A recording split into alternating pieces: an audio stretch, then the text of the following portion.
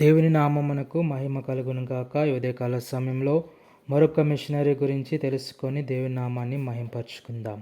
ఆ యొక్క మిషనరీ యొక్క పేరు బారింగ్ గౌల్డ్. ఈయన 1842లో జన్మించాడు. ఈయన 1865లో కేంబ్రిడ్జ్లోని కార్పస్ క్రిస్టీ కళాశాల నుండి పట్టభద్రుడయ్యాడు మరియు వెంటనే సిఎంఎస్తో కలిసి తన పనిని ప్రారంభించాడు. 1869లో బారింగ్ గౌల్డ్ యూకేలోని సిడ్మౌత్లోని ఆల్ సెయింట్స్ చర్చ్కి ఇన్సెంటివ్ రెవరెండ్గా నియమితులయ్యారు మరియు 1878లో యూకేలోని బ్లాక్ హీత్లోని సెయింట్ మైకల్ మరియు ఆల్ ఏంజల్స్ చర్చ్కి బదిలీ చేయబడ్డాడు. బ్లాక్ హీత్లో 10 సంవత్సరాలు పనిచేసిన తర్వాత అతను సాలిస్బర్గ్ స్క్వేర్లోని సిఎంఎస్ సిబ్బందిలో చేరాడు. మతపరమైన క్రైస్తవ అనుబంధాల నుండి బారింగ్ గౌల్డ్ మిషనరీ పనికి పిలుపునిచ్చాడు. విద్యకు ప్రాధాన్యత ఇవ్వడం లేదా క్రైస్తవ మతాన్ని ప్రోత్సహించడం మధ్య తన అంతర్గత సంఘర్షణను బారింగ్ గౌల్డ్ వివరించాడు. చైనాలో విద్యా వ్యవస్థను పాశ్చాత్యీకరించడం పురోగతికి నిదర్శనంగా వివిధ చైనా నగరాల్లో కళాశాలలు తెరవడాన్ని బారింగ్ గౌల్డ్ జరుపుకున్నాడు. ఈ కళాశాలలను స్వాధీనం చేసుకోవడం మరియు వాటిని చైనాలో స్వతంత్రంగా ఉనికిలో ఉండడానికి అనుమతించకుండా క్రైస్తవ మతాన్ని ప్రోత్సహించే సంస్థలుగా చేయడం యొక్క ప్రభావాన్ని బారింగ్ గౌల్డ్ తూకం వేశాడు. చైనాలో పాశ్చాత్య విద్య కోసం స్థిరమైన సంస్థలను సృష్టించాలనే బారింగ్ గౌల్డ్ కోరిక క్రైస్తవ మతాన్ని వ్యాప్తి చేయడంలో అతని వ్యక్తిగత ఆసక్తిగా భిన్నంగా ఉంది.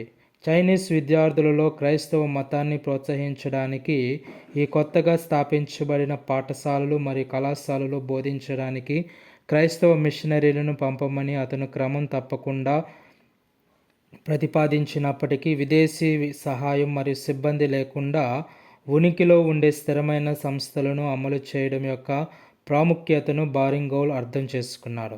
బారింగ్ గౌల్డ్ మిషనరీ పనిని అతని కుమార్తె మరియు తోటి మిషనరీ ఎడిత్ బారింగ్ గౌల్డ్ రచనల ద్వారా అర్థం చేసుకోవచ్చు. ఆమె జపాన్లోని వారి మిషనరీ అనుభవాన్ని జర్నల్ కథనాల శ్రేణి ద్వారా డాక్యుమెంటీ చేసింది. పాశ్చాత్యీకరించబడిన క్రైస్తవుడి దృష్టిలో జపనీస్ సంస్కృతి మరియు నిబంధనలను వివరిస్తుంది. ఎడిత్ బారింగ్ గౌల్డ్ చిన్నతనంలో సిఎంఎస్తో తన తండ్రితో కలిసి పాల్గొనడం ద్వారా మిషనరీ పనికి పరిచయం చేయబడింది. మిషనరీ పనిలో క్రైస్తవ మతం యొక్క స్థానం పరంగా వారు చాలా సారూప్య విలువలను పంచుకున్నారు.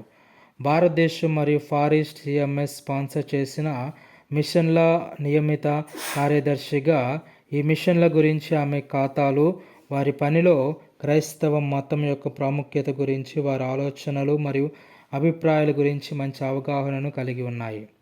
బారింగ్ గౌల్డ్ మొదటి మిషన్ భారతదేశంపై ఎక్కువగా దృష్టి సారించింది. క్రైస్తవ మతంలోకి సామూహిక మార్పిడికి ఆయన చేసిన ప్రయత్నాలను పరిశీలిస్తుంది. డిసెంబర్ 6, 1899న బారింగ్ గౌల్డ్ భారతదేశానికి ఇతర మిషనరీలతో బయలుదేరాడు. అతను డిసెంబర్ 16, 1899న బొంబాయికి చేరుకున్నాడు మరియు కొన్ని వారాలు వివిధ సిఎంఎస్ స్పాన్సర్ చేసిన మిషన్ ప్రదేశాలకు ప్రయాణించాడు. భారతదేశంలో బారింగ్ గౌల్డ్ ఉద్దేశం ఒక మిషన్ ప్రాజెక్టుకు ప్రత్యేకమైనది కాదు, బదులుగా ఆ ప్రాంతంలోని అనేక ప్రాజెక్టులకు సంబంధించినది. భారతదేశంలో ఉన్న సమయంలో బారింగ్ గౌల్డ్ బొంబాయిలోని రాబర్ట్ మనీ స్కూల్, అలాగే జైపూర్, రాజపుతానా స్థానిక రాష్ట్రం రాజధానిలోని ఇతర పాఠశాలలు మరియు చర్చిల వంటి ప్రాజెక్టులపై నివేదించారు. భారతదేశంలో వారి ప్రయాణాల గురించి వివరిస్తూ ఎడిత్ బారింగ్ గౌల్డ్ జాండియాలలో వారి సమయంపై దృష్టి సారించారు. ఒక చిన్న ఆసుపత్రిని ప్రారంభించిన భారతీయ క్రైస్తవ వైద్యుడు పైలట్ చేసిన సిఎంఎస్ వైద్య మిషన్ను పర్యవేక్షించారు. ఎడిత్ బారింగ్ గౌల్డ్ రోగుల శారీరక స్థితిని అనేక వ్యాధుల నుండి అంధత్వం వరకు మరియు మధ్యలో ఉన్న ప్రతిదాన్ని వివరించాడు.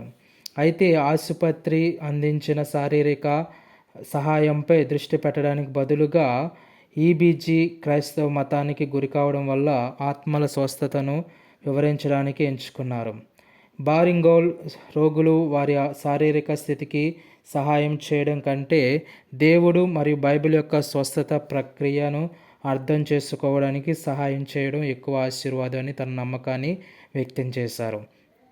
భారతదేశంలో గడిపిన తర్వాత బారింగోల్డ్ సిఎంఎస్ తరపున ప్రపంచవ్యాప్తంగా ఉన్న మిషన్లను సందర్శించారు.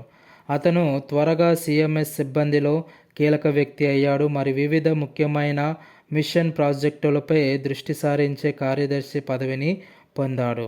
చైనాలో విద్యా వ్యవస్థలను పాశ్చాత్యీకరించడానికి ఒక భారీ ప్రయత్నాన్ని పర్యవేక్షించడానికి అతను చైనాకు ప్రయాణించాడు. 1917లో 74 సంవత్సరాల వయసులో ఆయన మరణించినారు. ఈ విధంగా ఆయన మన భారతదేశానికి వచ్చి విశేషమైన కృషి, సేవ, పరిచర్య, ముఖ్యంగా